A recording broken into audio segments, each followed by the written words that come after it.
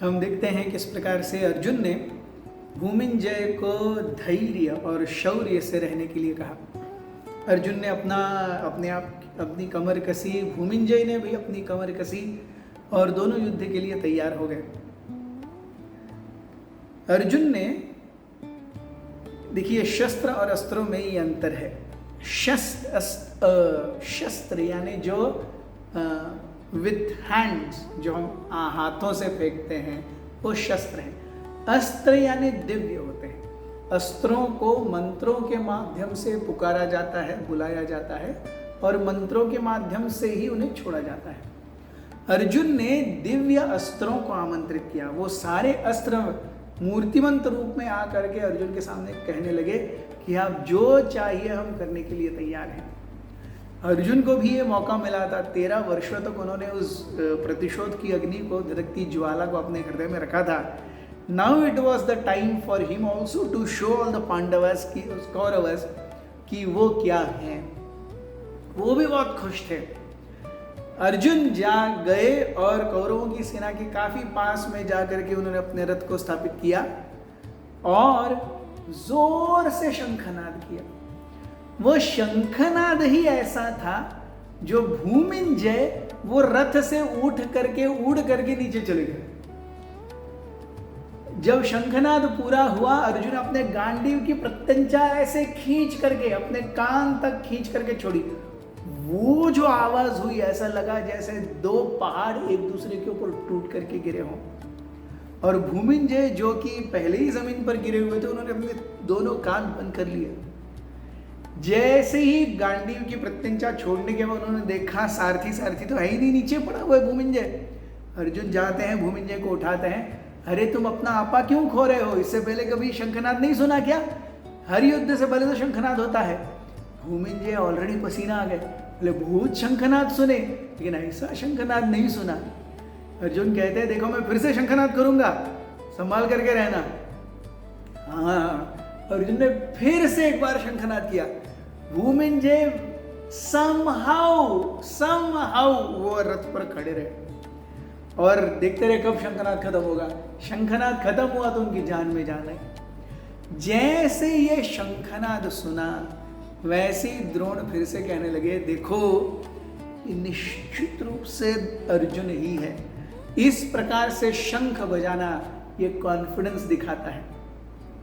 और हम सब एक साथ सामने होते हुए इतना कॉन्फिडेंट केवल अर्जुन ही हो सकता है और कोई नहीं। अब तो मुझे और ज्यादा भयंकर अपशकुन दिखने लगे हैं। पहले तो मैं केवल बाह्य चीजों से परिपूर्ण अपशकुन देख रहा था, लेकिन अब मेरे हृदय में भी डर उत्पन्न होने लगा है, क्योंकि ये साधारण व्यक्ति नहीं है। ये इंद्र से विशेष अस्त्र और शस्त्र प्राप्त किए हुए धनुर्धर, पृथ्वी के सबसे महान धनुर्धर अर्जुन है। उनके साथ में युद्ध करना ये केवल मृत्यु को दावत देने के बराबर होगा। क्या आप सही में समझ रहे हैं हम क्या कर रहे हैं? दुर्योधन, जो कि ऐसी चीजों से बहुत ऊबता था, वो कहने लगा कि अरे ऐसा आप क्यों कह रहे हैं, ऐसा नहीं कहना चाहिए। वो भीष्म के पास जाकर कहने लगे देखिए द्रोण तो अपने हृदय में जो पांडवों के प्रति उनका पार्शियलिटी है, जो झुकाव है, उससे ऑलरेडी अफेक्टेड है और वो हमारे लिए क्या युद्ध करेंगे। तो कृपया आप युद्ध की रणनीति देखिए। और जितना मैं जानता हूं अभी तक 1 साल खत्म नहीं हुआ है अज्ञातवास का। अगर ये सही में अर्जुन है तो हमको वो अज्ञातवास बढ़ाने का समय मिल सकता है। But I want you to calculate it and be doubly sure कि उनका अज्ञातवास खत्म नहीं हुआ है। चाहे ये अर्जुन हो या विराट हो, हमें इनसे युद्ध करना ही होगा, क्योंकि हमने सुशर्मा को वचन दिया है कि हम आपकी तरफ से लड़ेंगे। So it is not about whether this is Arjun और this is Virat, it is about our promise to Susharma which we must fulfil.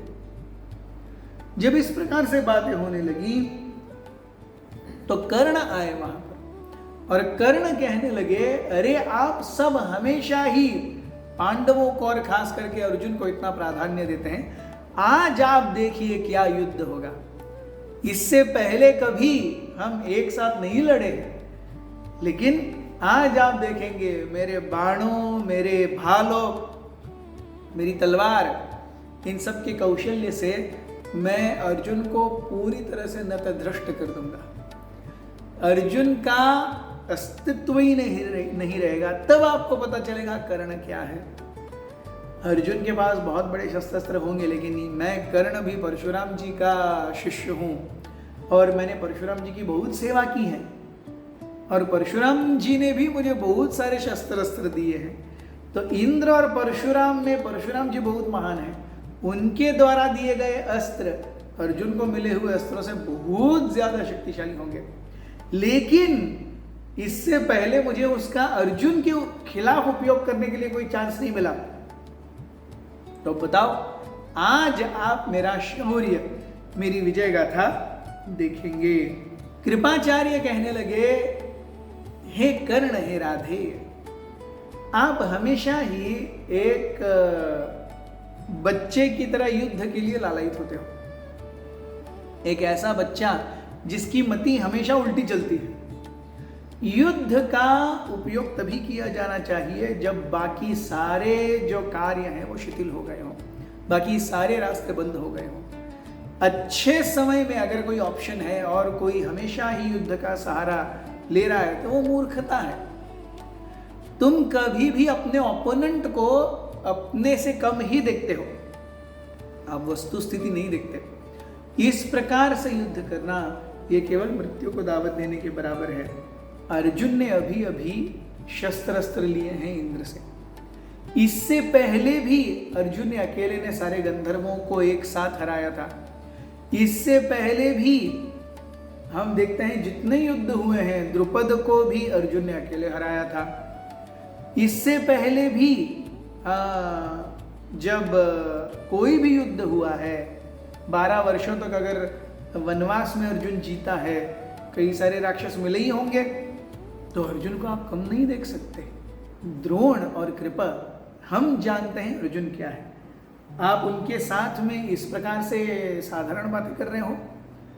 निवाट कवच राक्षसों को और काल कन्यक राक्षसों को अकेले अर्जुन ने बिना किसी सहायता के हराया है।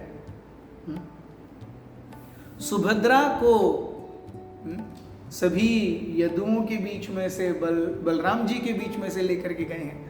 उनकी शक्ति को साधारण न समझो। इसी बीच अर्जुन ने अग्निदेव का आवाहन करके उस रथ के ऊपर हनुमान जी का फ्लैग मंगाया। आकाश से एकदम से बूम करके एक फ्लैग उत्पन्न हुआ, प्रकट हुआ और अर्जुन के रथ के ऊपर जाकर के बैठ गया, जिसमें हनुमान जी थे। आगे क्या हुआ ये हम देखेंगे अगले एपिसोड में। बने रहिए हमारे साथ। हरे कृष्ण।